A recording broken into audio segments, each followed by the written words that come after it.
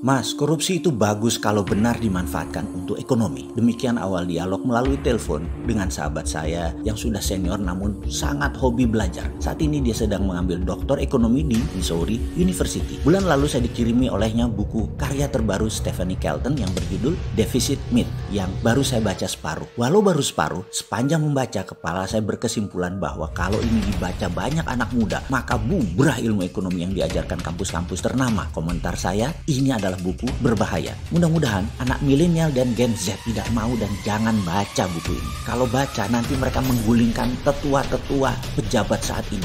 Pokoknya jangan baca. Biarlah anak muda ini tetap main TikTok, e-games dan sosmedan saja. Jangan jadi pinter. Kalau anak milenial baca buku ini, lalu nanti ketika menjadi pengelola negara di tahun 2024 dipakai, bisa-bisa jadi negara superpower Indonesia di tahun 2045. Di mana hal ini mempermalukan generasi tetua sekarang yang menjabat, yang sudah diingatkan, disarankan untuk ubah segalanya sekarang agar tahun 2030 jadi nomor 1 Indonesianya. Tapi tetap ngotot pakai cara lama yang belum terbukti dan jalan dengan baik. Tapi saya yakin anak muda milenial gak akan baca buku-buku beginian. Saya juga yakin anak muda di bawah 40 tahun gak akan punya biji untuk masuk ke dalam pemerintahan karena gak berani melawan yang tua-tua. Walaupun milenial tahu semua bahwa old system doesn't work, saya yakin gak akan berani anak-anak mudanya. Kalaupun berani, strateginya mereka nggak punya. Orang nggak pernah belajar bela negara. Memang secara sistemik anak muda ini memilih menerima dirinya dibodohkan agar memilih diam dan menjadi mati angin seperti saat ini. Anak muda dibuat inferior sejak 20 tahun yang lalu by system. Saya yakin nggak punya cukup modal anak muda sekarang untuk menjadi pemimpin bangsa. Kalaupun punya, pasti nggak bisa merapatkan barisan. Kalaupun punya, pasti nggak bisa membangun organisasi yang solid, masif, militan. Pasti. Buktinya sekarang hanya bisa berkoar-koar di sosmed, sporadis, tidak bersatu, tidak satu suara, juga nggak membangun struktur, nggak membangun karya produktif, nggak membangun peacock effect. Jangan tanya lagi peacock effect itu apa, baca tuh Wikipedia. Boro-boro di tahun 2024. Sekarang saja di tahun 2020, anak usia di bawah 40 tahun yang merupakan 60% populasi pengen menguasai ekonomi aja belum tentu berani. Paling pol jualan-jualan barang-barang Tiongkok di digital platform, dijual barang-barang asing sesama anak bangsa di marketplace yang juga punya saham terbesarnya adalah asing dan asing lagi tuh marketplace. Mana berani atau mana mau jualan barang karya anak bangsa. Luar negeri gitu, pasang produk anak bangsa di Alibaba, pasang produk di Amazon di Amerika sana, pasang produk di Zaloranya Singapura deh. Berani nggak lu?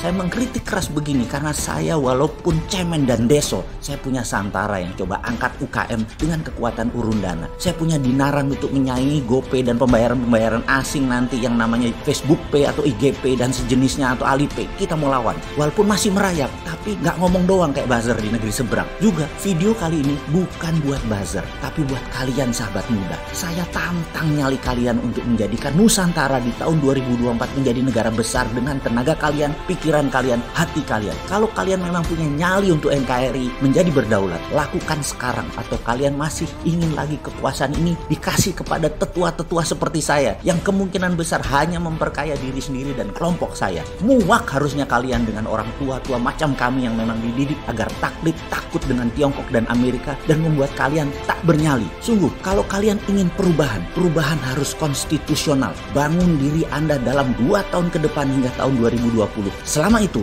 kalian bangun kekuatan ekonomi. Lalu di tahun 2022 sampai 2024, kalian bangun kekuatan politik. 2024 sampai 2029, ambil dan kendalikan. Itu tahun kalian. Bangsa ini bisa besar hanya jika dikelola mereka yang mengerti perkembangan zaman. Ribuan buku baru, pengetahuan bagus terbukti, sangat efektif bisa dijalankan, tersedia ilmu baru yang up to date, siap kalian gunakan. Kalau kalian berani, tinggalkan Keynesian. Ini era post Keynesian, ini era setelah Keynesian. Nggak ngutang lagi cara mengelola negaranya. Saya pesimis dan sudah patah arang dengan yang ada pada saat ini yang menjabat, bahwa mereka akan paham maksud dari ilmu post Keynesian. Post Keynesian kalau dijalankan sekarang, Indonesia terlalu maju dan berdaulat. Itu tidak boleh karena banyak orang yang gak akan dapat jatah. Tidak siap tetua-tetua itu kehilangan mata pencahariannya dan jabatannya dengan susah payah, integritas dijual kalau perlu, dan hilang untuk itu gak akan mau mereka lepaskan. Janganlah dipaksa mereka memakai post Keynesian. Kasihan. Kalau post Keynesian kalian jalankan, bisa bubrah itu departemen-departemen sistem tua yang ada saat ini. Dan itu pasti tidak dimaui oleh para tetua yang sudah mapan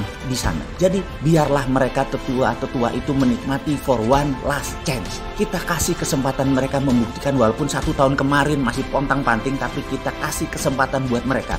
Maunya mereka. Monggo buktikan diri Anda, wahai para tetua. Mau berapa lama? 1 tahun, 2 tahun, atau sampai 4 tahun lagi? Monggo. Tapi kalian anak muda, kalian harus melihat ke depan. Bangun ekonomi kalian secepat-cepatnya bersama-sama. Buatlah rencana besar. Lakukan baby step-nya segera sekarang. Kembali ke pernyataan kurang ajar sahabat saya di awal. Kok bisa korupsi nggak masalah? Gila kamu. Demikian saya nyolot. Dia mengatakan, benar, secara moralitas dan spiritualitas mungkin korupsi itu pendosa dan pasti dosa. Dan itu salah. Namun sisi ekonomi kan melihatnya adalah kemanfaatan ekonomi untuk banyak orang. Demikian dia mengawali argumennya yang dilanjutkan. Kalau korupsi dipakai untuk foya-foya, belanja hal produktif, itu bisa berefek bagus untuk ekonomi. Maksudmu? Saya masih nyolot. Dia pun melanjutkan menjawab. Sayangnya orang korupsi itu takut belanja-belanja harta korupnya, tapi memilih disimpan. Paling top 20%-nya dibelanjakan barang konsumtif itu lagi. Sisanya dia simpen karena takut ketahuan atau ditaruh di luar negeri. Ketika mereka ke luar negeri,